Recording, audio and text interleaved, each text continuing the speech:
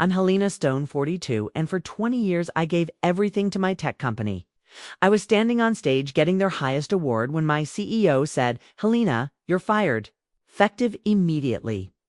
The room went silent. My award still in my hands.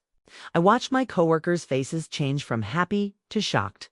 They thought they were throwing away some old employee they didn't need anymore. But they had no idea that every patent that made them billions, every invention that built their success, was in my name only.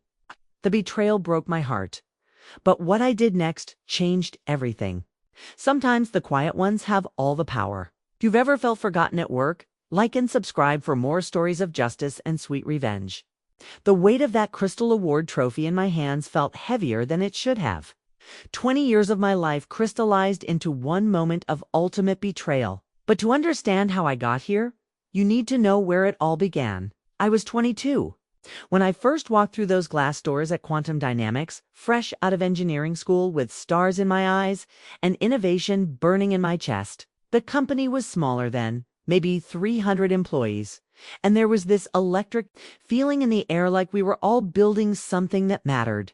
My hiring manager, Dr. Ruth Wagner, was this brilliant woman who saw potential in me that I didn't even know I had. "Helena," she told me during my first week, "you have a gift for seeing solutions where others see problems. Don't ever let anyone convince you to dim that light." My original employment contract was standard for a tech company. Salary, benefits, the usual intellectual property clauses.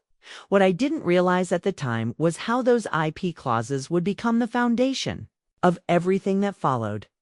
The contract stated that any patents filed by employees would remain in the employee's name, with the company receiving licensing rights. Seemed like legal boilerplate. The kind of thing lawyers put in contracts that never really mattered. How wrong I was. Those early days were intoxicating. I threw myself into every project with the passion of someone who truly believed in what they were building. Medical devices that could save lives, innovations that could change the world. I worked late nights and weekends, not because I had to, but because I wanted to. This wasn't just a job for me. It was a calling. Dr. Wagner became my mentor, encouraging me to document every breakthrough, every innovation. File patents on everything, she advised. It protects your work and shows the world what you've contributed. She walked me through the patent process, explaining how to write applications, how to work with patent attorneys, how to build a portfolio of intellectual property. I remember my first patent application like it was yesterday. A small improvement to cardiac monitoring devices that seemed so obvious to me, but apparently wasn't obvious to anyone else. Dr. Wagner insisted I file it under my own name, as was standard practice. "This is your work, Helena. Your name should be on it." Full. The years blurred together in the best possible way. Promotion after promotion. Breakthrough after breakthrough. I moved from junior engineer to senior engineer to team lead to department head. Each step up the ladder came with new challenges, new opportunities to innovate, new chances to make a difference. But success came with sacrifices. I missed family dinners, skipped vacations, turned down dates because I was too busy perfecting the next life-saving device. My sister would call and complain that I was married to my job. "Helena, you're brilliant, but you're also human. You need a life outside of work." I always brushed off her concerns. This wasn't just work to me. This was my life's purpose. Every patent I filed, every device I perfected, every innovation I brought to market, it all felt like building something permanent, something that would outlast me.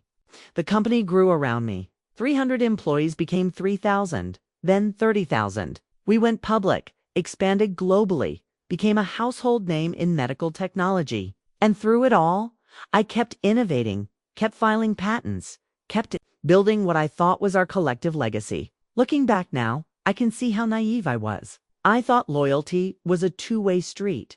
I thought that giving everything to the company meant the company would give something back to me. I thought that being indispensable meant I was actually indispensable. The truth is, I was indispensable, just didn't realize it yet. By the time I became head of innovation, I had over 200 patents to my name, 200 pieces of intellectual property that formed the backbone of every major product the company made. From cardiac monitors to surgical robots to diagnostic equipment, my innovations were everywhere. But I was so focused on the next breakthrough, the next innovation, that I never stopped to think about what I had already built. That original employment contract, yellowed with age and forgotten in my home filing cabinet, contained the key to everything. Every patent filed in my name, every innovation documented under my signature. Every breakthrough that made the company billions. It all belonged to me. Legally, completely, irrevocably mine. If only I had realized it sooner. If only I had understood the power I held in my hands. Maybe I could have prevented what happened next. Maybe I could have protected myself from the betrayal that was coming. But then again, maybe I needed to fall before I could truly understand how strong I was. The first patent application I ever filed was in 2003. I sat in Harold Brennan's cramped office as he slid the paperwork across his desk. "This is standard procedure, Helena," he said, adjusting his glasses. "The patent goes in your name as the inventor. The company gets licensing rights, but you own the intellectual property." I barely paid attention to what seemed like legal technicalities. I was too excited about the innovation, a simple modification to cardiac monitoring that increased accuracy by 12% while cutting costs. "Is this normal?" I asked, signing my name. "Having the patent in my name. Absolutely standard." Harold replied, "The inventor is always the patent holder." That yellowed application became the foundation of everything. Patent US 7. 234,567 launched quantum dynamics into the medical device big leagues. Within 6 months, revenue jumped 40%. The stock price tripled. But I was already moving on to the next challenge. That's how my mind works. Solve one problem, immediately start on the next. The second patent came 6 months later. Then the third, then the fourth. Each one built on previous innovations, making the company's products better, more life-saving. Harold and I developed a routine. I'd bring him breakthroughs. He'd file paperwork. I'd return to my lab. "You're prolific," Harold told me after my 10th patent. "Most engineers filed 2 or 3 patents in their careers. You're averaging 2 per year." What I didn't realize was that each patent was a building block in an empire. Every device the company manufactured was based on my innovations. Every product line incorporated my patents. Every billion-dollar contract was built on technology I had created. The company's legal department didn't pay attention to details. They focused on mergers, acquisitions, regulatory compliance. Individual patents were just database entries that didn't require executive attention. As long as they had licensing rights, they were satisfied. Meanwhile, I kept innovating. By 2010, I had 50 patents. By 2015, over 100. By 2020, approaching 200 patents. Each one crucial to the company's technological foundation. The irony wasn't lost on me. I was the most valuable employee they had, and they barely understood why. They saw me as a smart engineer with good ideas. They had no idea I was essentially the architect of their entire business model. I remember one conversation with Dr. Wagner. Before she retired in 2018, we were looking out at the company's campus when she asked something that should have been a warning. "Helena, do you ever think about what would happen if you weren't here? If you decided to leave?" I laughed. "I'm not going anywhere. This is my home." She smiled, but there was sadness in her eyes.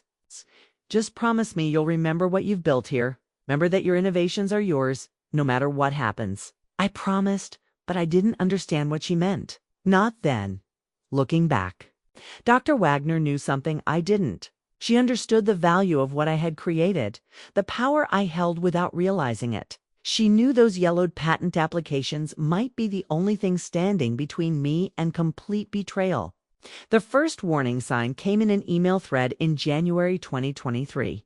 Marcus Webb, the new VP of Product Development, was discussing the launch of our new cardiac monitoring system.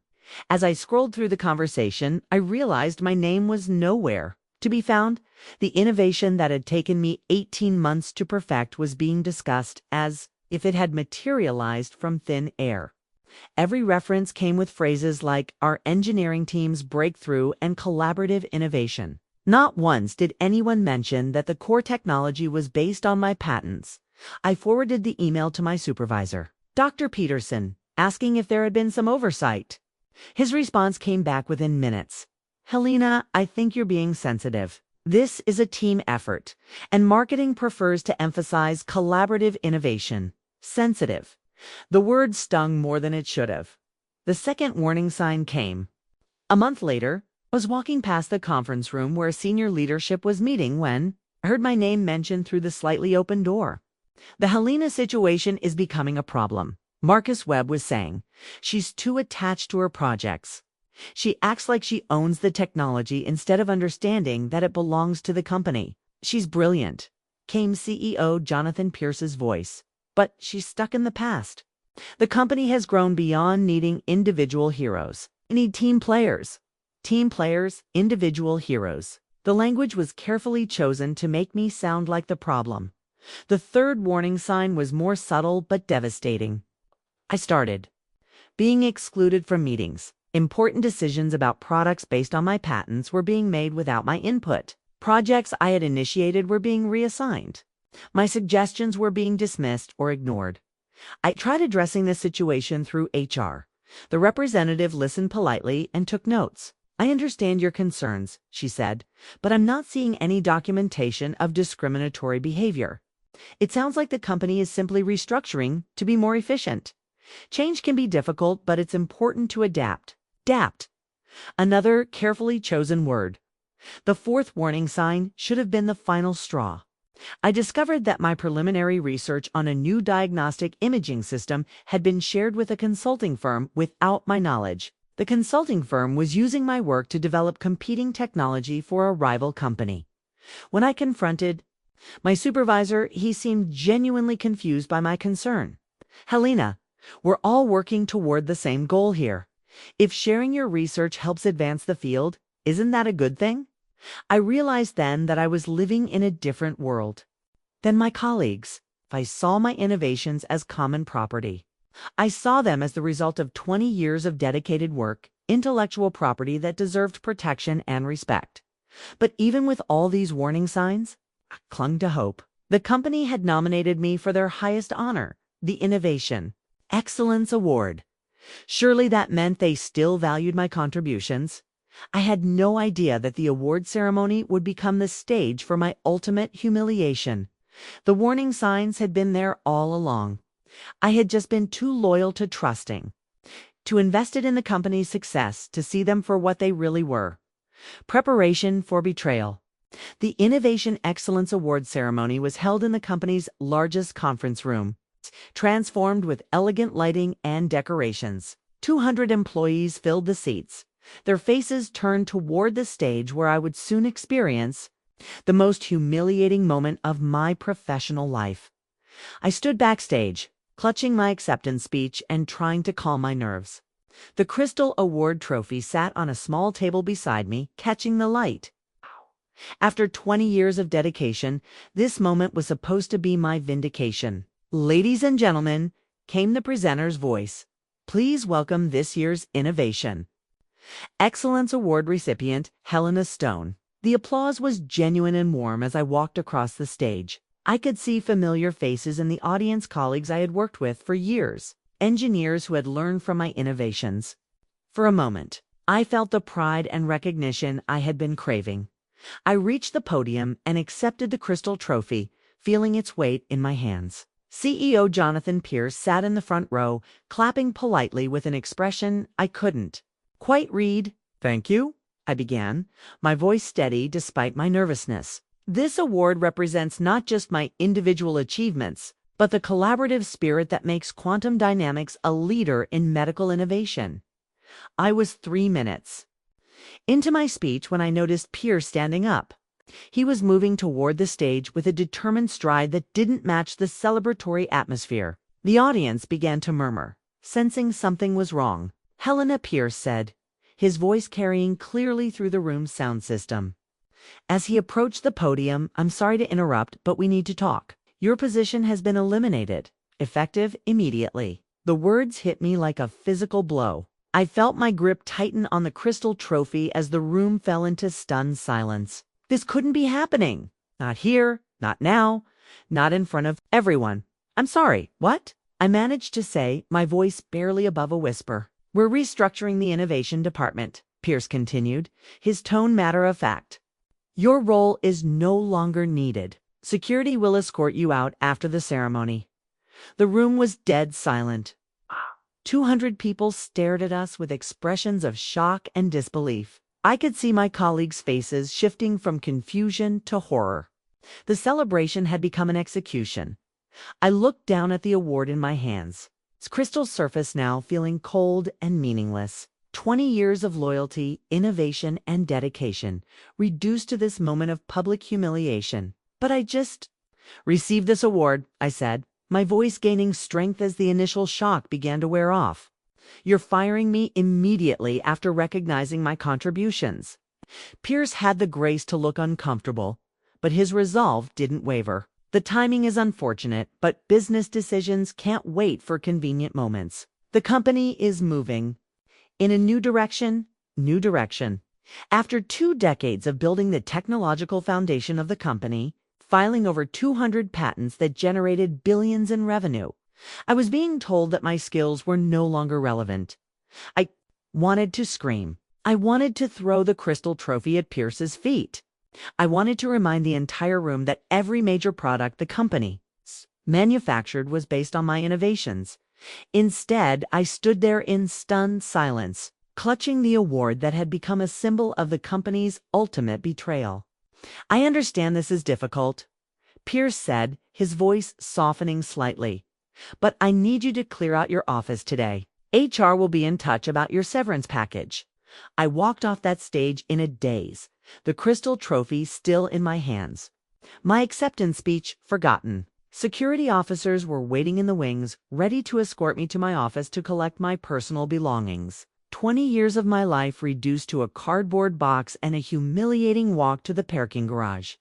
But in that moment of ultimate betrayal, I had no idea that the real power was already in my hands.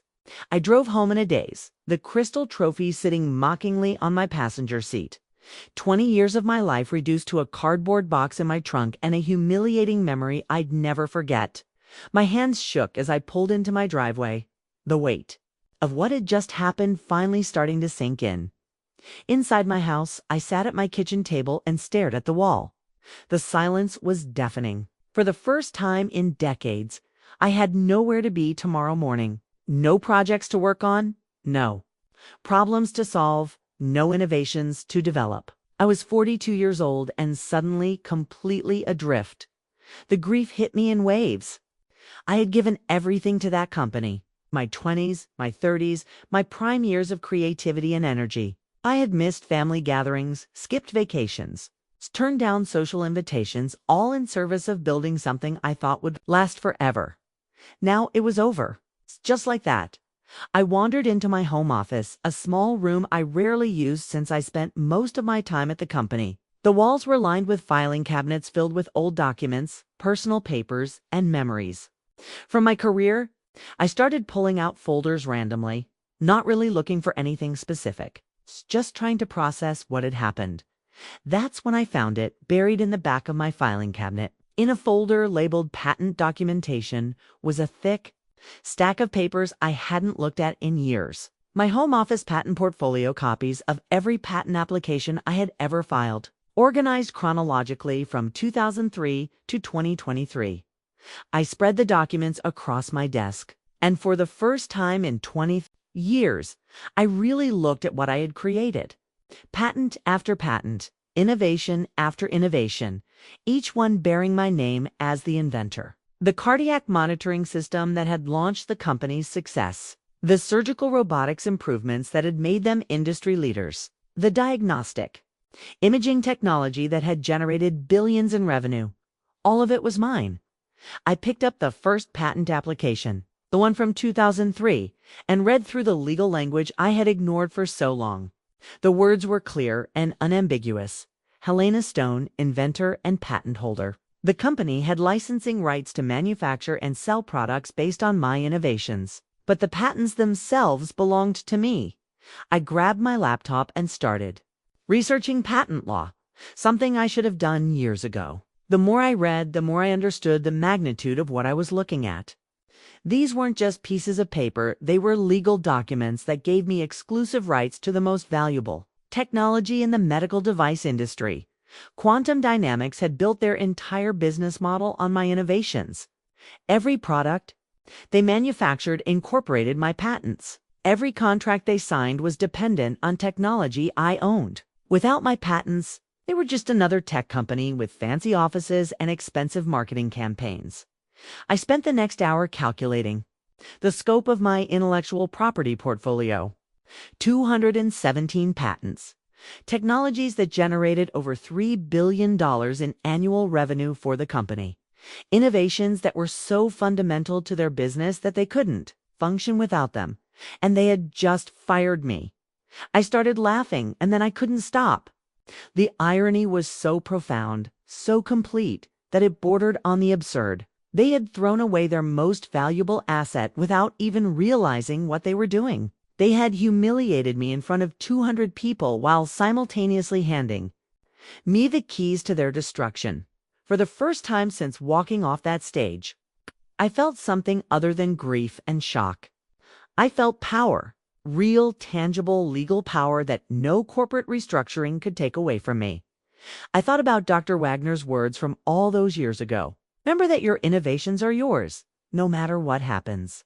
She had tried to warn me, tried to prepare me for this moment. She had known that someday I might need to remember who really owned the technology that made quantum dynamics possible. That day had come. I picked up my phone and started searching for intellectual property attorneys. It was time to remind my former employer exactly who held the patents that made their billion-dollar empire possible. The shift from victim to someone with incredible leverage was dizzying. Just hours ago, I had been a discarded employee with no options and no future. Now, I was a patent holder with the power to bring an entire company to its knees. They thought they were getting rid of dead weight. They had no idea they had just awakened a sleeping giant. 3 days later, I sat in the downtown office of Patricia Chen, one of the city's most respected intellectual property attorneys. Her corner office overlooked the financial district, and I could see the Quantum Dynamics building in the distance. A gleaming tower that suddenly looked less intimidating than it had a week ago. Patricia was in her 50s, with silver hair and sharp eyes that missed nothing. She had agreed to see me on short notice after I mentioned the scope of my patent portfolio. And now she was carefully reviewing the documents I had brought. "This is extraordinary," she said, adjusting her reading glasses as she flipped through the stack of patents. "I've been practicing IP law for 25 years, and I've never seen an individual hold this much crucial technology for a single company." She pulled out a legal opinion letter template and began taking notes. "Let me make sure I understand the situation correctly. You filed all these patents in your own name as the inventor, while employed by Quantum Dynamics. The company has licensing rights to manufacture and sell products based on your innovations, but you retain ownership of the intellectual property itself." I nodded. "That's correct. It was standard practice, according to the patent attorney they used." "And they terminated your employment 3 days ago, during an award ceremony, without any prior notice or cause." In front of 200 people, I added, the memory still stinging. Patricia shook her head in disbelief. "I have to ask, did anyone at the company understand what they were doing? Did they realize they were firing the person who owns the patents that make their business possible?" "Apparently not," I said. "They seemed to think the patents belonged to the company, or at least that it didn't matter who technically owned them." She leaned back in her chair, a slight smile playing at the corners of her mouth. "Oh, it matters. It matters a great deal. Helena, you have more leverage in this situation than you realize. Let me explain your options." Patricia spent the next hour walking me through patent law, licensing agreements, and my legal rights as an inventor. The picture she painted was both powerful and vindicated. First, she said you have the right to revoke the company's licensing agreements with proper notice. Without access to your patents, they cannot legally manufacture or sell any of their current products. My eyes widened. I can shut down their entire operation. Theoretically, yes. But that's the nuclear option. There are more strategic approaches. That might serve you better. She pulled out a calculator and started running numbers. Based on their annual revenue and the fundamental nature of your patents, you could demand significantly higher licensing fees. We're talking about millions of dollars annually. She continued outlining my options. I could demand equity in the company. I could require them to publicly acknowledge my contributions. I could insist on reinstatement with back pay and a substantial raise. Or I could simply walk away and license my patents to their competitors. What would you recommend? I asked. That depends on what you want to achieve. Do you want revenge, justice, financial compensation? Or do you want to send a message to the entire industry about how inventors should be treated? I thought about the question for a moment. I want them to understand that they can't treat people the way they treated me. I want them to realize that loyalty and innovation have value, and that you can't just discard people when they become inconvenient, Patricia. Nodded approvingly. Then we'll craft a strategy that addresses both your financial interests and your desire for justice. But I have to warn you, this is going to get messy. Companies don't like being held accountable for their mistakes, especially when those mistakes are this expensive. She handed me a legal opinion letter summarizing my rights and options. Take this home and think about it. This is a significant decision that will affect not just your future, but potentially the future of the entire medical device industry. Patent holders rarely have this much leverage, and how you use it will set precedents for others.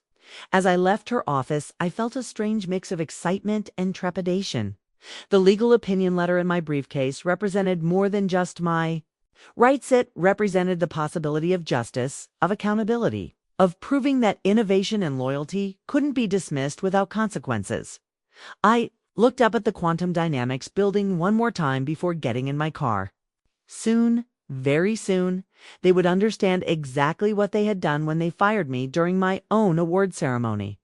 The quiet ones, it turned out, really did have all the power. They just needed the right attorney to help them use it. I didn't have to wait long to see the results of my legal consultation. Within 48 hours of Patricia sending a formal notice of my patent rights to Quantum Dynamics, the company's entire leadership structure went into crisis mode. The first sign of their panic came in the form of a frantic phone call from Dr. Peterson, my former supervisor. I was having coffee in my kitchen when my phone rang at 7:30 a.m. "Helena, we need to talk," he said without preamble. "There's been a misunderstanding about your employment termination. Can you come in today?" I took a sip of my coffee and smiled. "I'm sorry, Dr. Peterson, but I'm no longer employed by Quantum Dynamics. If you need to discuss anything with me, you can contact my attorney." The silence on the other end of the line was deafening. "Your attorney. Helena, let's not make this more complicated than it needs to be. I'm sure we can work something out." "Sure you can," I said calmly. "Patricia Chen will be handling all communications from now on. Have a good day." I hung up and immediately called Patricia to let her know the company was already trying to circumvent proper legal channels. She laughed when I told her about the conversation. "They're scared," she said. "And they should be. Never seen a company react this quickly to a patent dispute. They must have spent all night with their legal team trying to figure out how to fix this mess." The internal company memo that leaked to me later that day confirmed Patricia's assessment. A former colleague who had always been friendly forwarded me the emergency communication that had been sent to all senior staff.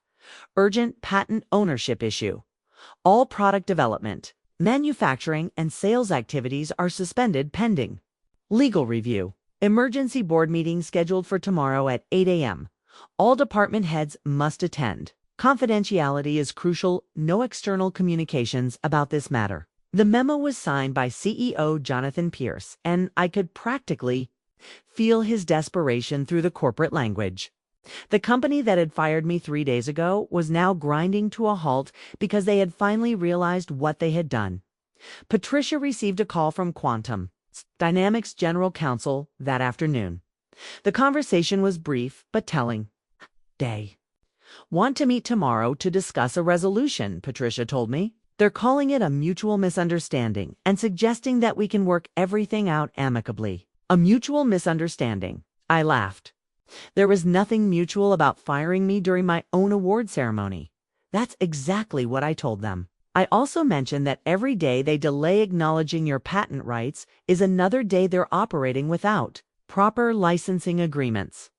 The stock market reacted to the crisis faster than I had expected. By the end of the week, rumors were circulating about intellectual property issues at Quantum Dynamics. The stock price dropped 15% in 2 days, wiping out nearly $1 billion in market value. Investment analysts were asking questions that the company couldn't answer. How could they lose access to their core technology? Why hadn't they secured proper patent ownership? What did this mean for their future product development? The business press picked up the story, and suddenly my situation became a case study in corporate mismanagement. Articles appeared with headlines like "How to Fire Your Most Valuable Employee" and "The Patent Trap That Could Destroy a Medical Device Giant." But the most satisfying moment came when I received a screenshot of another internal memo from my former colleague. This one was from the board of directors to senior management. The Helena Stone situation has become a company-threatening crisis. All responsible parties are to provide written explanations for how this occurred. Emergency crisis management protocols are now in effect. All communications must be approved by legal counsel. Company-threatening crisis. 4 days ago, I had been a discarded employee with no options and no future. Now I was a company-threatening crisis that had the entire executive team scrambling to save their jobs.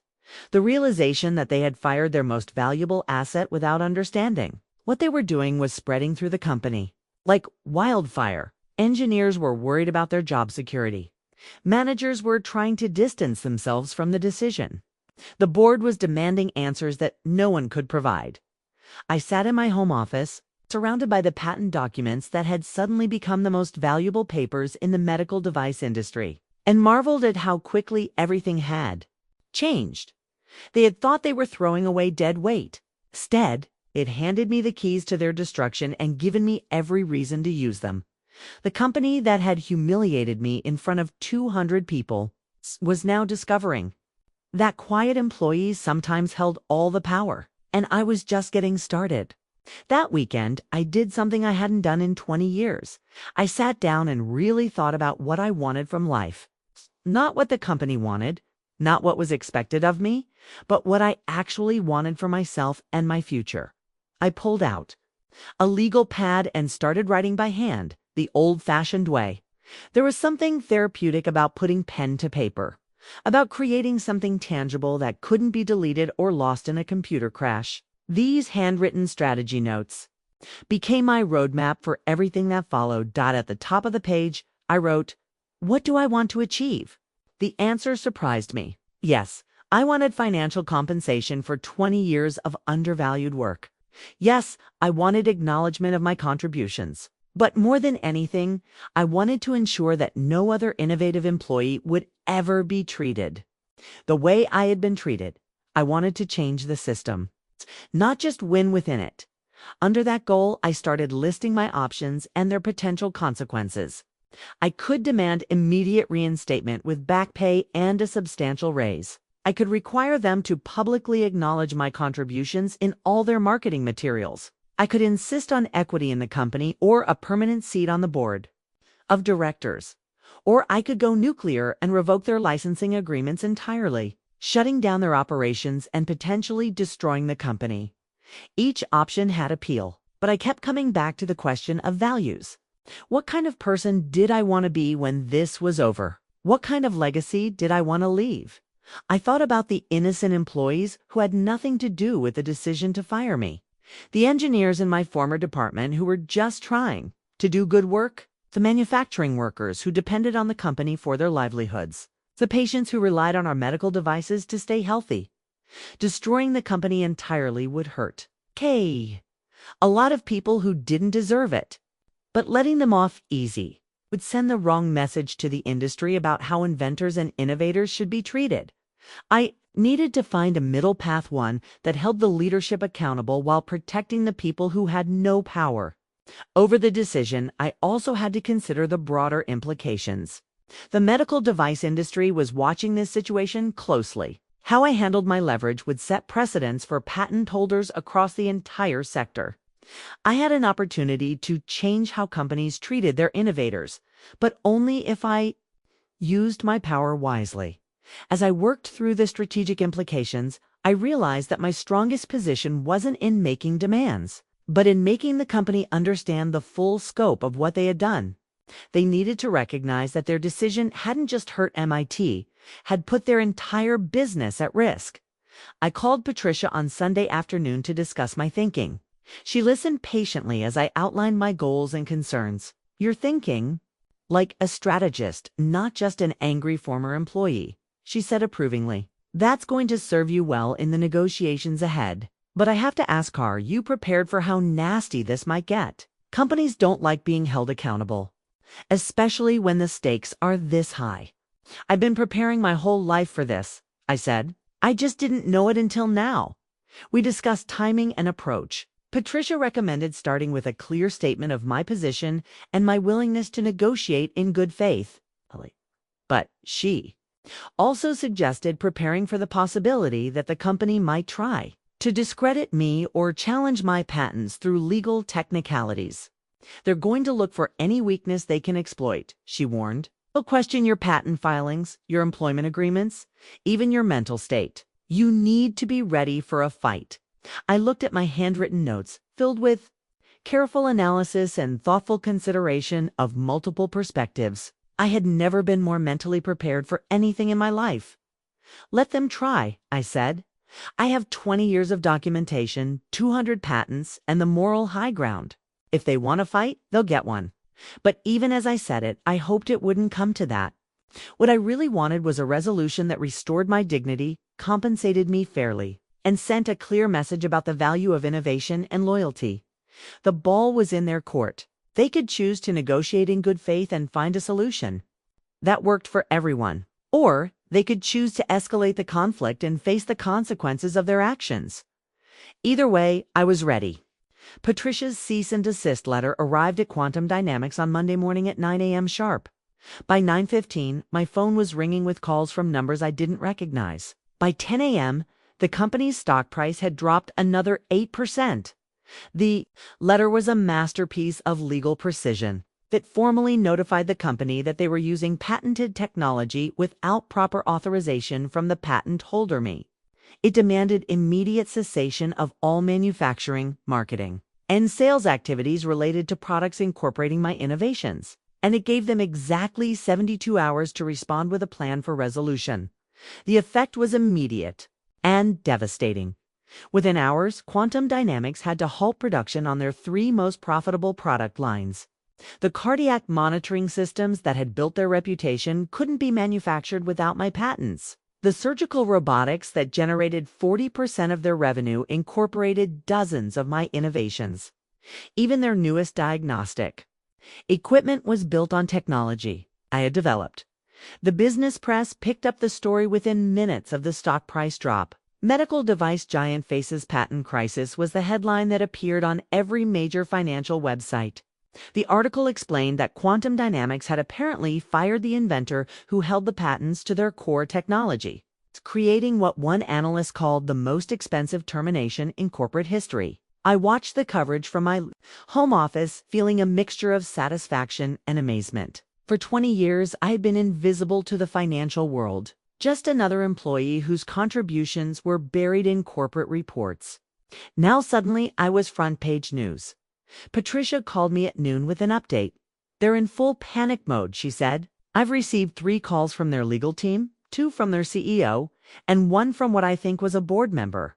They want to meet immediately."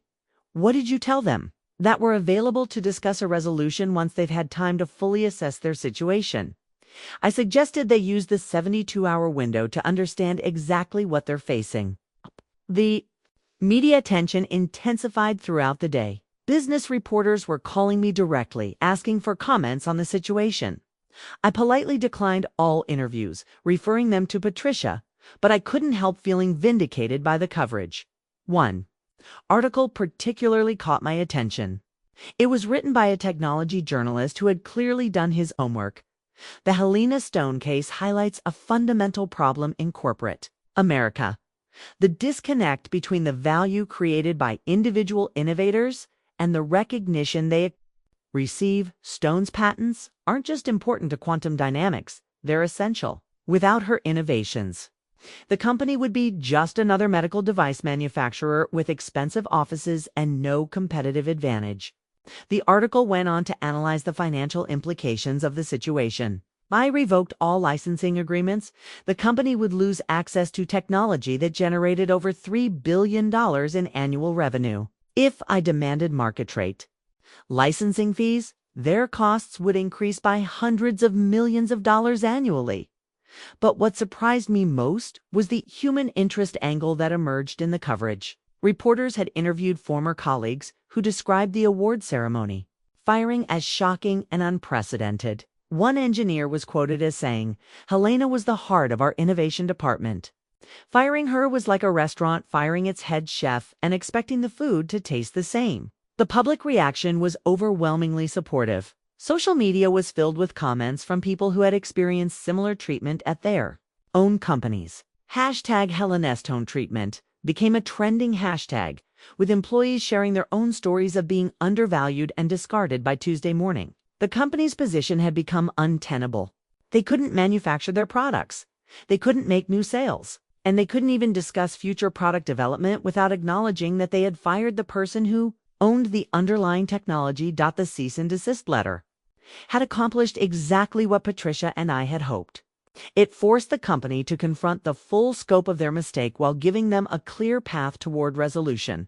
But I knew this was just the beginning. The real test would come in the negotiations that followed. Would they approach the situation with humility and a genuine desire to make things right? Or would they try to minimize their mistake and find ways to avoid accountability? I didn't have to wait long to find out. At 2 p.m. on Tuesday, Patricia called with news that would set the tone for everything that followed. "They want to meet tomorrow," she said. "But Helena, you need to prepare yourself. They're not coming to apologize. They're coming to fight." The settlement proposal document arrived at Patricia's office on Wednesday morning, hand-delivered by a courier. It was a thick legal document bound in expensive leather. It's a kind of presentation that was meant to impress rather than inform Patricia. And I reviewed it together in her conference room, and within minutes we were both shaking our heads in disbelief. "This is insulting," Patricia said, flipping through the pages. "They're offering you a severance package equivalent to 6 months' salary, a non-disclosure agreement, and a promise to consider reinstating you in a different department." I laughed bitterly.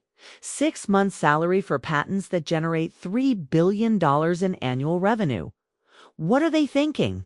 They're thinking you'll be grateful for anything after being publicly humiliated. Patricia replied, "This is a classic corporate strategy. Make a lowball offer and hope the other party is too desperate or too intimidated to fight back." The proposal also included several conditions that were clearly designed to minimize the company's liability. They wanted me to sign a statement saying that my termination was a mutual decision based on changing business needs. They wanted me to acknowledge that all my innovations were collaborative efforts that belonged to the company. And they wanted me to agree never to discuss the situation publicly. "They're not just trying to buy you off," Patricia observed. "They're trying to rewrite history." I thought about the 20 years I had spent building their technology, the nights and weekends I had sacrificed, the personal relationships I had neglected in service of their success. The idea that they could reduce all of that to a 6 months severance package was breathtaking in its audacity. What should our response be? I asked. Patricia smiled. "A counter-proposal that reminds them of reality." We spent the next 2 hours crafting a response that was both professional and uncompromising. Our counter-demand included immediate reinstatement with full back pay, public acknowledgement of my contributions, equity in the company, and ongoing royalty payments for the use of my patents. The financial terms alone were worth more than $50 million. "This isn't just about money," I told Patricia as we finalized the document.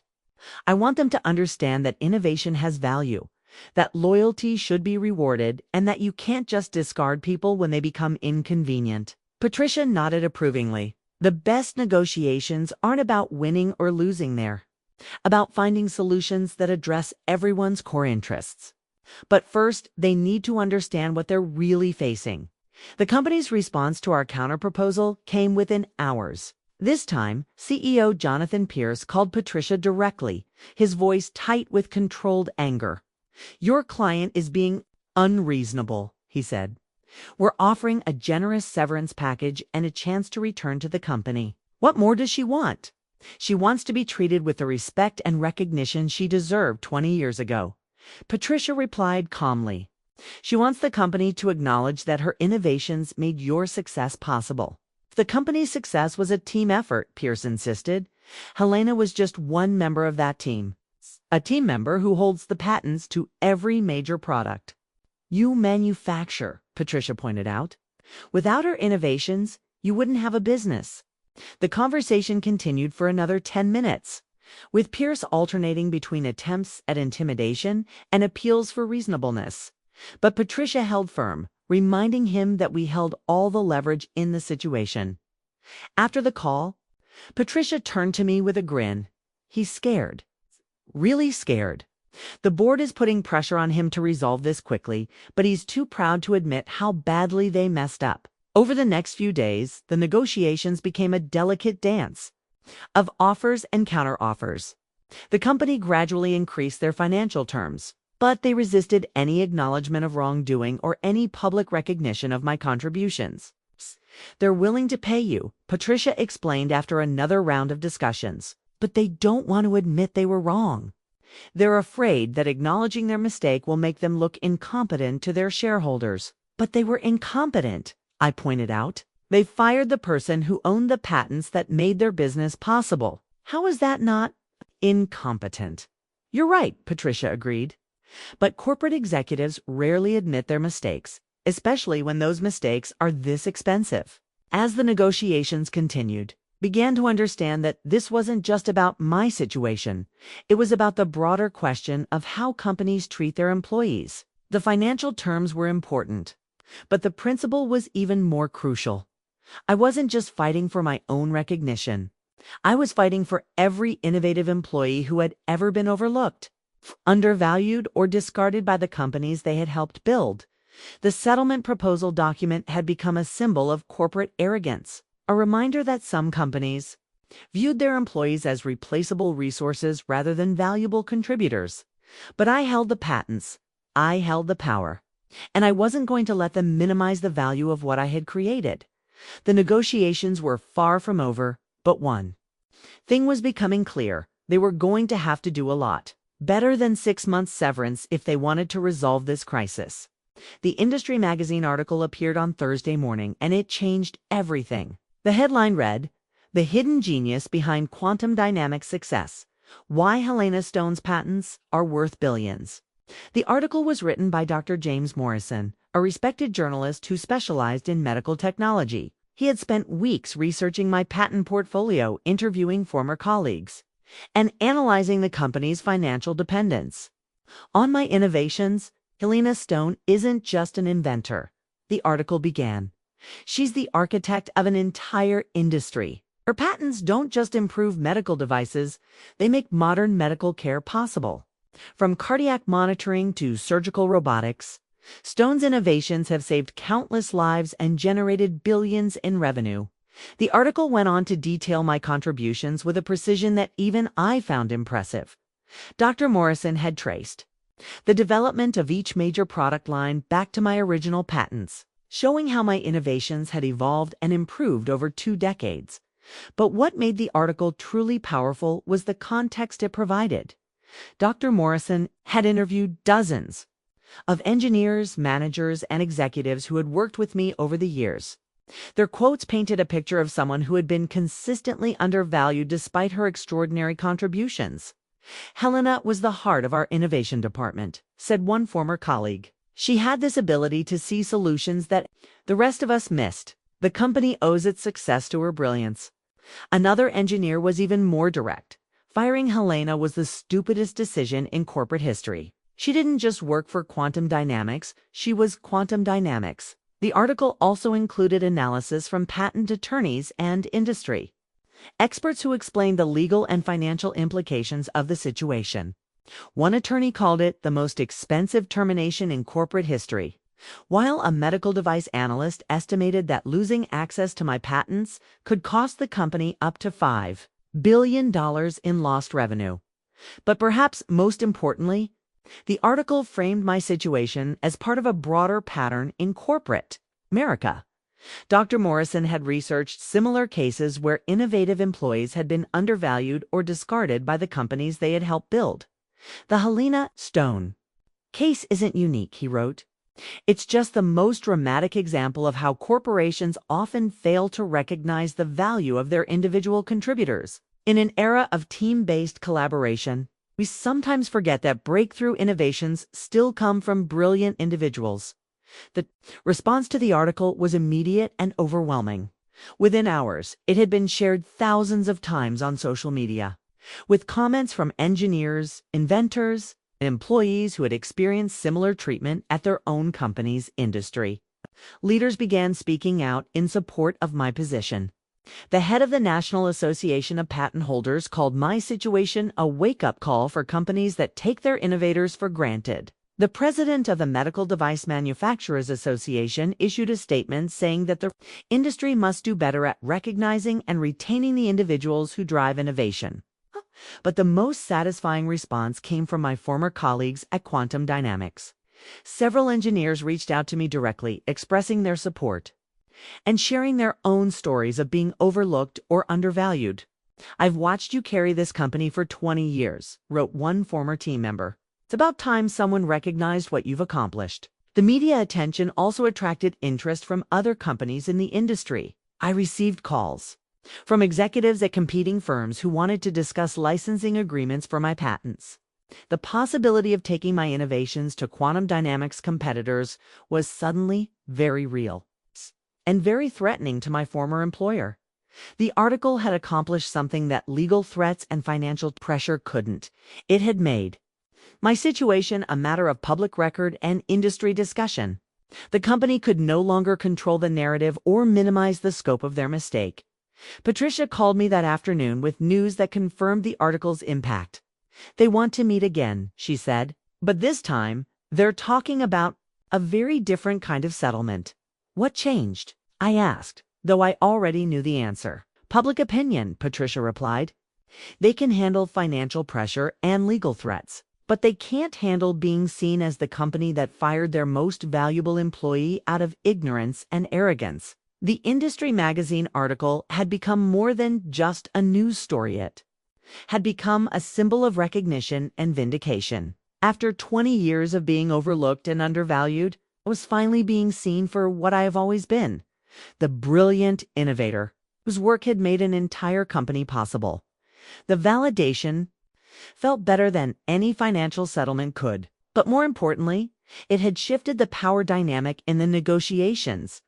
The company was no longer just dealing with a disgruntled former employee, they were dealing with a recognized industry leader, whose treatment had become a public embarrassment. The article had given me something I had never expected: a voice in the conversation about my own contributions. And that voice was being heard by the people who mattered most: the engineers, inventors, and innovators who understood the true value of what I had created. The final settlement agreement was signed on a rainy Tuesday morning in Patricia's conference room. The document was nothing like the insulting proposal the company had initially offered. This was a comprehensive resolution that addressed not just the financial aspects of my situation, but the fundamental question of recognition and respect. The financial terms were substantial, one-time payment of $35 million, plus ongoing royalty payments for the use of my patents. The company also agreed to establish a innovation fund in my name. It's designed to support other inventors and encourage patent development. But money wasn't the most important part of the agreement. What mattered more was the acknowledgement. The settlement included a public statement from the company acknowledging that my innovations had been fundamental to quantum dynamics' success and that my termination had been a serious error in judgment. The statement would be published in industry journals, posted on the company's website, and distributed to all employees. We recognized that Helena Stone's contributions to our company were extraordinary and that her treatment was inconsistent with our values. The statement read, We are committed to ensuring that such a situation never happens again. The company also agreed to implement new policies designed to protect and recognize innovative employees. These included mandatory patent attribution in all marketing materials, regular reviews of employee contributions, and an ombudsman program for employees who felt their work was being undervalued. But perhaps most importantly, the settlement included a provision that I had insisted upon, a commitment to ethical employment practices that would prevent other employees from experiencing what I had gone through. "This isn't just about you," Patricia had said during the final negotiations. "This is about creating a precedent that will protect other innovators in the future." Jonathan Pierce signed the agreement reluctantly, his face grim as he acknowledged the full scope of the company's mistake. "We've learned a valuable lesson," he said during the signing ceremony. "We hope this resolution will allow us to move forward in a way that benefits everyone." I looked at him across the conference table and felt something I hadn't expected: sympathy.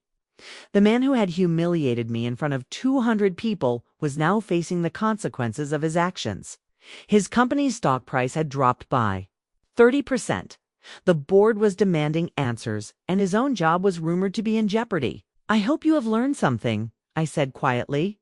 "I hope this experience helps you understand that the people who work for you aren't just resources to be managed, they're human beings with value and dignity." Pierce nodded, unable to meet my eyes. "We understand that now." The settlement agreement also included a clause that I had requested specifically: the right to speak publicly about my experience. Unlike the typical non-disclosure agreements that companies usually demanded, this settlement recognized that my story had value beyond our particular situation. Other employees need to know that they have options. I had told Patricia during the negotiations. They need to know that they don't have to accept being undervalued or discarded. As we finalized the paperwork, I thought about the journey that had brought me to this moment. 3 weeks ago, I had been a devastated employee with no apparent options. Now I was a recognized industry leader with the financial security and platform to make a difference. The Crystal Award trophy that had become a symbol of betrayal was now accompanied by something much more valuable: a final settlement agreement that restored my dignity and acknowledged my contributions. But even as I signed the documents, I knew that this resolution was just the beginning. The real work, the work of changing how companies treat their innovative employees, was still ahead of me. The settlement agreement was more than just a legal document. It was a statement of principles, a recognition of value, and a commitment to doing better. It proved that even the most powerful companies could be held accountable for their actions when employees had the courage to stand up for themselves. As I left the conference room that day, I felt something I hadn't experienced in years. Hope. Hope that other employees would see my story and understand their own worth. Hope that companies would think twice before discarding their most valuable contributors. Hope that innovation and loyalty would be recognized and rewarded. The settlement agreement was comprehensive, fair, and forward-looking. But more than that, it was a victory for every employee who had ever been overlooked, undervalued, or forgotten by the companies they had helped build. Sometimes the quiet ones really did have all the power. They just needed to learn how to use it. The business license application sat on my kitchen table like a passport to a new life. Stone Innovation Labs was the name I had chosen for my new company. Filling out the paperwork felt like claiming my identity for the first time in 20 years. The settlement money had given me something I had never had before: complete freedom to choose my own path. I could have retired, traveled the world, or simply enjoyed the vindication of being recognized for my contributions. Instead, I found myself energized by the possibility of building something new. The idea for the company had come to me during a conversation with Patricia about what I wanted to do next. "You have the expertise, the reputation, and now the resources to create something entirely different," she had said. "What would you build if you could start from scratch?" The answer was simple: a company that valued innovation and treated its employees with the respect they deserved. A place where brilliant minds could thrive without fear of being discarded or forgotten. A model for how technology companies could operate ethically and successfully. I spent the first week after the settlement researching the legal requirements for starting a technology company. The process was surprisingly straightforward: filing papers, setting up bank accounts, establishing office space. The hard part was defining what kind of company I wanted to create. My first hire was Dr. Patricia Williams, a brilliant engineer who had been forced out of her previous company after her ideas were credited to her male supervisor.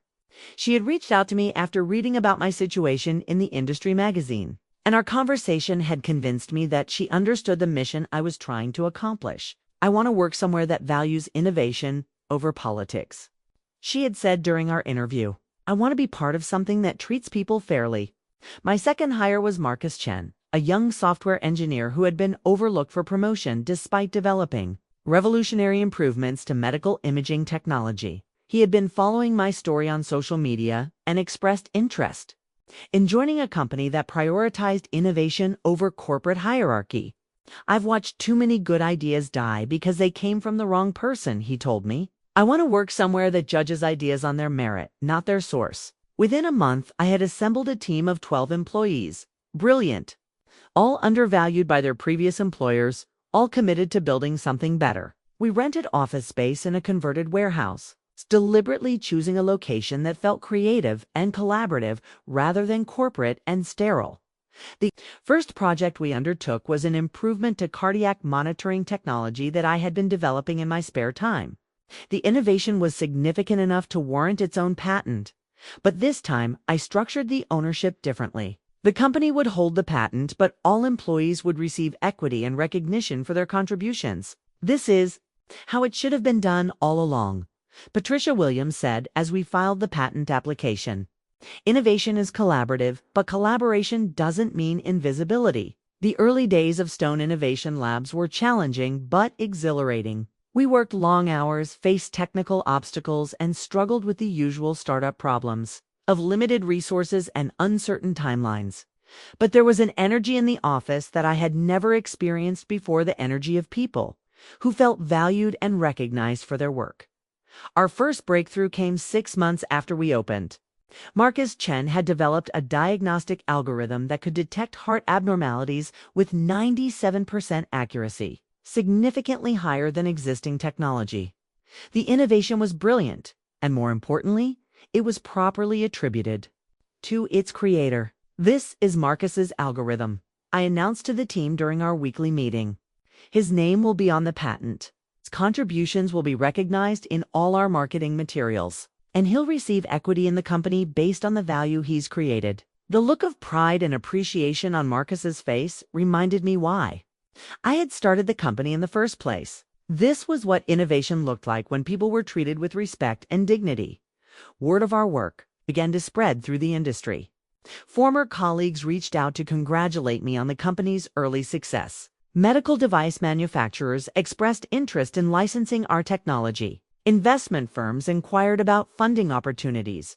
But the most satisfying response came from other employees who had been undervalued by their companies. They began reaching out, sharing their own stories, and asking about opportunities to join our team. You're not just building a company, one applicant told me during an interview. You're building a movement. She was right. Stone Innovation Labs had become more than just a business. It had become a symbol of what was possible when companies treated their employees fairly and recognized the value of work. MAG, look at this. And we all know I've been exploring that word. We are as most of speeds on a speed words. MH Stone Innovation Labs had become more than just a business word. Had become word, becov with sin. THF. We are governed weekly sin with work. We have sin with work. We work to see individual contributions. The business license application that had started it all was now framed on my office wall. A reminder of the journey that had brought me from devastated employee to empowered entrepreneur. Sometimes the most profound changes come from the most painful experiences. The patent reform proposal I submitted to the Medical Device Industry Council was born from a simple realization. My situation wasn't unique. Across the industry, innovative employees were being undervalued, overlooked, and discarded by companies that didn't understand the source of their own success. The proposal was comprehensive. addressing everything from patent attribution requirements to employee protection policies. But at its heart, it was about recognition, ensuring that the people who create breakthrough innovations receive the credit and compensation they deserve. Current industry practices create a dangerous disconnect between innovation and recognition. I wrote in the introduction, companies benefit from breakthrough technologies while the inventors who create them remain invisible. This system is not only unfair, it's unsustainable. The proposal included specific recommendations for reform. Companies should be required to publicly acknowledge patent holders in their marketing materials. Employee contracts should clearly define intellectual property rights and compensation structures. Industry organizations should establish standards for recognizing and protecting innovative employees.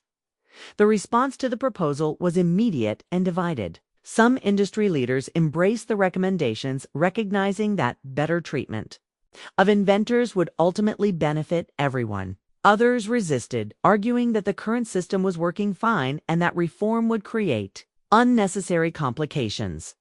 I was invited to present the proposal at the annual Medical Device Innovation Conference, a gathering of industry leaders, engineers, and policymakers. The speech was my first major public appearance since the settlement with quantum dynamics, and I was nervous about the reception. The auditorium was packed with over 1,000 attendees, including executives from major companies, government, regulators, and members of the media. As I walked to the podium, I thought about the journey that had brought me to this moment. 3 months ago, I was fired during my own award ceremony. I began. Today, I'm here to talk about why that experience represents a fundamental problem in our industry, what we can do to fix it. The audience was silent as I outlined the scope of the problem. I shared statistics about patent holders who had been forced out of their companies, engineers whose innovations had been credited to others, and inventors who had received no compensation for breakthrough technologies. This isn't just about individual injustices, I explained. It's about the future of innovation itself. When companies fail to recognize and reward their inventors, it creates a system that discourages the very creativity they depend on. The most powerful part of my presentation was when I shared stories from other inventors who had reached out to me after my situation became public. A software engineer whose algorithm had generated millions in revenue, but who had been laid off to cut costs. A materials scientist whose breakthrough had launched an entire product line, but who had never been promoted or recognized. These aren't isolated incidents, I said. They're symptoms of a system that treats innovation as a commodity rather than recognizing it as the product of human creativity and dedication. The audience response was enthusiastic, with sustained applause and numerous questions about implementation details. But more importantly, the presentation sparked a broader conversation about employment practices in the technology industry. Within weeks, several major companies announced new policies for recognizing and compensating patent holders. The National Association of Patent Holders established a working group to develop industry-wide standards. Congressional representatives introduced legislation to strengthen intellectual property protections for individual inventors. The ripple effects extended beyond the medical device industry. Technology companies across all sectors began reviewing their employment practices. Concerned about the public relations and legal risks of mishandling their innovative employees, I was invited to serve on advisory committees, speak at universities, and consult with companies that wanted to improve their treatment of inventors. The patent reform proposal had evolved into a broader movement for workplace justice and recognition. But perhaps most importantly, I began receiving messages from employees who felt empowered to advocate for themselves, engineers who negotiated better patent attribution clauses in their contracts, inventors who demanded recognition for their contributions, employees who refused to accept being undervalued or overlooked. "Your story gave me the courage to speak up," wrote one engineer. "I realized that I didn't have to accept being invisible." Another inventor shared how my experience had inspired her to start her own company after being passed over for promotion despite her groundbreaking work. "If Helena Stone could hold a billion-dollar company accountable, I could certainly negotiate a fair contract," she wrote. The patent reform proposal had become more than just a policy. Document it had become a catalyst for change across the entire industry. Companies were beginning to understand that their treatment of innovative employees wasn't just a human resources issue, it was a business strategy that could determine their long-term success. The proposal was eventually adopted by the Medical Device Industry Council and became the foundation for new industry standards. But its real impact was in the conversations it started, the policies it inspired, and the employees it empowered to demand better treatment. Innovation, I had learned, wasn't just about creating new technology. It was also about creating new ways of working, new standards of fairness, and new possibilities for human dignity in the workplace. The thank you letter from Maria Rodriguez arrived on a Tuesday morning, 6 months after I had started speaking publicly about my experience. She was a young engineer who had been struggling with being overlooked at her company, and my story had given her the courage to negotiate for better recognition and compensation. "Your journey showed me that I didn't have to accept being invisible," she wrote. "I negotiated a new contract that properly attributes my patents and gives me equity in the innovations I create. I wanted to thank you for showing me that it was possible to stand up for myself." The letter was one of hundreds I had received from engineers, inventors, and employees who had been inspired by my story. Each message reminded me that my experience had become more than just a personal victory. It had become a source of hope and empowerment for others. But while I was helping others heal from their workplace trauma, I was also working through my own emotional recovery. The betrayal at Quantum Dynamics had left scars that extended far beyond the professional realm. I had spent 20 years defining myself through my work, and losing that identity had been devastating. The healing process had been gradual and sometimes painful. I worked with a therapist who specialized in workplace trauma, learning to separate my self-worth from my professional achievements. I reconnected with family members I had neglected during my years of obsessive dedication to the company. I rediscovered hobbies and interests that had been pushed aside in favor of late nights at the office. "You gave everything to that company," my sister told me during one of our weekly phone calls. "But you never gave yourself permission to have a life outside of work. Maybe being fired was the best thing that could have happened to you." She was right, though it had taken months for me to see it that way. The forced separation from Quantum Dynamics had given me something I had never had before: perspective on what really mattered in life. I began setting boundaries between work and personal time, something I had never done during my corporate career. I took weekends off, went on vacations, and learned to say no to projects that didn't align with my values. I discovered that I could be successful without sacrificing my humanity. The financial security from the settlement had played a role in my healing, but it wasn't the most important factor. What mattered more was the recognition that my worth as a person wasn't dependent on my employer's approval or society's definition of success. I started volunteering with organizations that supported women in technology, sharing my story and mentoring young engineers who were facing similar challenges. The therapeutic value of helping others was profound. It transformed my pain into purpose and my experience into wisdom. One of my mentees, Sarah Kim, was a brilliant software engineer who had been passed over for promotion despite developing revolutionary improvements to medical imaging technology. She reminded me of myself 20 years earlier, passionate, dedicated, and naive about the realities of corporate politics. "I don't understand why they won't recognize my contributions," she told me during one of our monthly meetings. "Done everything they asked for and more." "Recognition isn't something you earn through hard work alone," I explained. "Sometimes you have to demand it. Sometimes you have to be willing to walk away if you're not valued." Watching Sarah navigate her career challenges and eventually start her own company filled me with a sense of fulfillment that I had never experienced during my corporate career. This was what mentorship was supposed to feel like: passing on wisdom, empowering others, and creating a positive impact that extended beyond individual success. The healing process also involved forgiveness, both of others and of myself. I had to forgive Quantum Dynamics for their betrayal, not because they deserved it, but because holding on to anger was preventing me from moving forward. I had to forgive myself for being naive about corporate politics and for sacrificing so much of my personal life for professional achievement. But perhaps most importantly, I had to learn to trust again. Trust in my own judgment, trust in my ability to build something meaningful, and trust in the possibility that work could be both successful and fulfilling. The thank you letter from Maria Rodriguez was a symbol of how far I had come in my healing journey. Her gratitude reminded me that my experience had value beyond the personal satisfaction of holding a company accountable. It had become a source of strength and inspiration for others who were facing similar challenges. As I read her letter, I felt a sense of peace that I hadn't experienced in years. The trauma of being fired during my own award ceremony had been transformed into a catalyst for positive change. The pain had become purpose, the betrayal had become empowerment, and the ending had become a new beginning.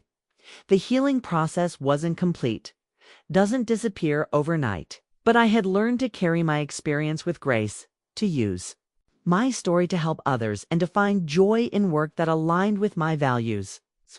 That was more than I had ever expected when I walked off that stage 6 months ago. The Innovation Award from the Medical Device Industry Association arrived with none of the fanfare of my previous recognition. There was no ceremony, no audience, no CEO waiting to humiliate me. Just a simple letter in the mail and a beautiful crystal trophy that would sit on my desk at Stone Innovation Labs. This award was different from the one I had received at Quantum Dynamics. This recognition came from my peers, engineers, inventors, and industry leaders who understood the true value of innovation. It wasn't a corporate marketing event designed to boost employee morale. It was genuine acknowledgement of contributions. That had changed the medical device industry. The letter accompanying the award was signed by Dr. Elizabeth Harper, the association's president, and it captured something that had been missing from my previous recognition: authenticity. Your innovations have saved countless lives and advanced medical care in ways that will benefit patients for generations. The letter read, but your recent advocacy for inventor rights and patent reform has been equally important. You have shown that innovation is not just about creating new technology. It's about creating new possibilities for human dignity and recognition in the workplace. I held the crystal trophy in my hands, feeling its weight and thinking about the journey that had brought me to this moment. 8 months ago, I had been standing on a stage at Quantum Dynamics, receiving an award that would become a symbol of betrayal. Now I was holding an award that represented genuine recognition and respect. The contrast was profound. The Quantum Dynamics Award had been given to me by people who were planning to fire me. This award was given to me by people who understood and valued my contributions. The first award had been hollow corporate theater. This award was real recognition from real peers. I decided to accept the award at the association's annual conference. Despite my initial reluctance to attend award ceremonies, the event was held in Chicago, and the audience consisted of engineers, inventors, and industry leaders who had followed my story and supported my advocacy work. As I walked to the podium, I thought about the speech I had prepared for the Quantum Dynamics ceremony, the one I had never finished. That speech had been about collaboration and teamwork, about how individual achievements were really the result of collective effort. It had been a safe, corporate-friendly message that said nothing meaningful about the real challenges facing innovative employees. This speech would be different. 8 months ago, I was fired during my own award ceremony, I began, looking out at the audience of colleagues who understood the significance of that moment. Today, I'm receiving an award from people who actually understand what I've contributed to our industry. The difference tells us everything we need to know about the importance of authentic recognition. The audience was silent as I continued outlining the lessons I had learned from my experience. I talked about the importance of knowing your worth, standing up for your rights, and refusing to accept being undervalued. I talked about the power of innovation to change not just technology, but also the workplace cultures that create that technology. Innovation isn't just about creating new devices, I said. It's about creating new ways of working, new standards of fairness, and new possibilities for human dignity. When we demand recognition for our contributions, we're not just advocating for ourselves, we're advocating for everyone who has ever been overlooked or undervalued. The response was overwhelming. The audience gave me a standing ovation that lasted for several minutes. and many people approached me afterward to share their own stories of workplace challenges and victories. But the most meaningful moment came when a young engineer named David Chen approached me after the ceremony. He had been following my story and had recently negotiated a better contract with his employer based on the principles I had advocated. "Your experience showed me that I didn't have to accept being invisible," he said. "I realized that my innovations had value, and I deserved to be recognized for them. Thank you for showing me that it was possible to stand up for myself." His words reminded me of why I had chosen to speak publicly about my experience. The award was gratifying, but the real victory was in empowering others to demand better treatment and recognition. As I left the conference that evening, I thought about the circular nature of my journey. I had started as an eager young engineer who trusted that hard work would be rewarded with recognition. I had been betrayed by that trust, but I had also learned to reclaim my power and demand the respect I deserved. The award from the Medical Device Industry Association was more than just recognition. It was validation that my advocacy work had made a difference. It was proof that innovation could extend beyond technology to include social change and workplace justice. The crystal trophy would sit on my desk at Stone Innovation Labs, a reminder of what was possible when recognition was genuine and earned rather than performative and hollow. It was a symbol of the journey from betrayal to empowerment, from victim to advocate, from employee to entrepreneur. Most importantly, it was a symbol of hope for every innovative employee who had ever been overlooked, undervalued, or discarded. The award represented the possibility that things could change, that recognition could be authentic, and that innovation could create not just better technology, but better ways of working and living. The circle was complete, but the journey was just beginning. 1 year after being fired during my own award ceremony, I sat in my office at Stone Innovation Labs, writing in the personal journal I had kept throughout this incredible journey. The leather-bound notebook had become my companion through the darkest moments and the brightest victories, a place where I could process the emotions and lessons that had shaped my transformation. "Today marks exactly 1 year since the moment that changed everything," I wrote. "What started as the most humiliating experience of my life has become the foundation for the most meaningful work I've ever done." The view from my office window showed the bustling activity of our expanded workspace. Stone Innovation Labs had grown from a team of 12 to over 50 employees, all brilliant minds who had been undervalued by their previous employers. We had developed 3 breakthrough medical devices, filed dozens of patents, and created a workplace culture that prioritized recognition and respect above corporate politics. But the numbers weren't the most important part of our success. What mattered more was the culture we had created, a place where innovation was celebrated, where individual contributions were acknowledged, and where no one had to fear being discarded after years of loyal service. The ripple effects of my experience had extended far beyond our company. The patent reform proposal I had submitted to the Medical Device Industry Council had been adopted as industry standards. Congressional legislation had been passed to strengthen intellectual property protections for individual inventors. Dozens of companies had revised their employment practices to better recognize and compensate their innovative employees. Most importantly, hundreds of engineers and inventors had reached out to share their own stories of standing up for themselves, negotiating better contracts, and demanding the recognition they deserved.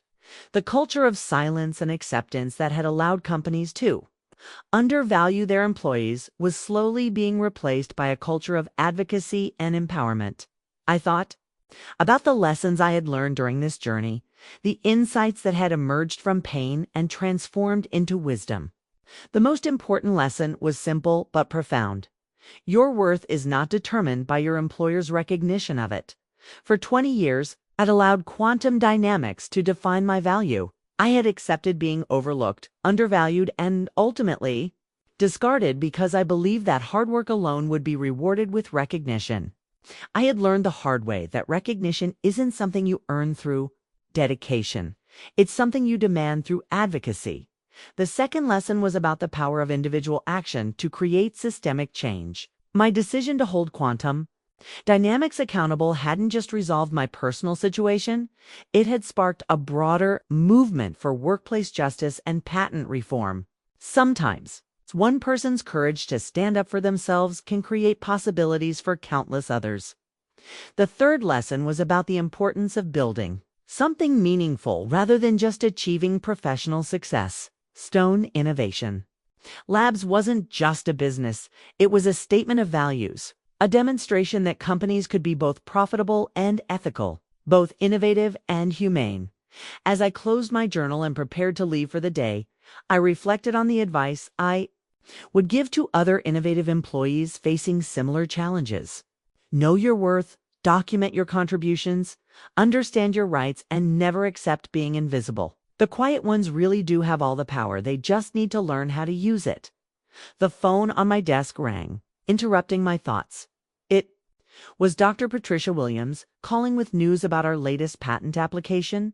The innovation was groundbreaking, the documentation was thorough, and the attribution was clear. Her name would be on the patent, her contributions would be recognized, and her value would be acknowledged.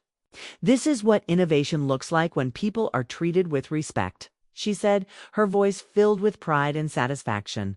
I smiled, remembering the crystal trophy from quantum dynamics that had started this entire journey.